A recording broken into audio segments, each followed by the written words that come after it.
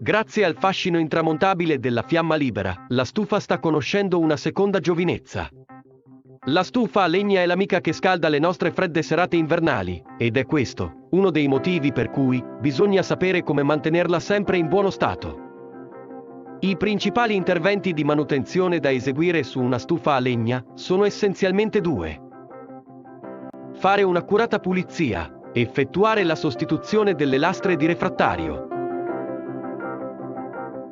Vediamo nello specifico, in questo breve video tutorial, come si sostituiscono le tavelle refrattarie in una stufa a legna. Procedimento 1. Togliete via la piastra metallica superiore e ripulite accuratamente il vano fuoco.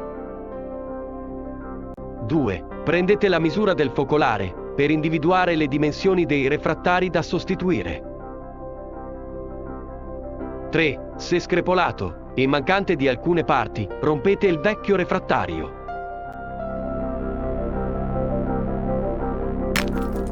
4. Le lastre di refrattario si tracciano secondo le misure precedentemente rilevate e si modellano con la smerigliatrice dotata di lama per pietra. 5. Dopo aver eliminato i residui del vecchio refrattario, inserite nel focolare i pezzi tagliati delle nuove mattonelle. Gli spazi vuoti verranno riempiti in seguito. Stabilizzate le mattonelle con della malta adesiva e chiudete gli interstizi. Prima dell'utilizzo, il tutto deve asciugarsi per bene.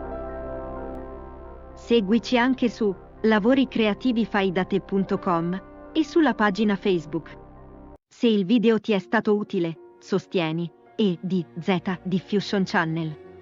Effettua l'iscrizione, lascia un like e attiva la campanella delle notifiche per non perdere i prossimi video.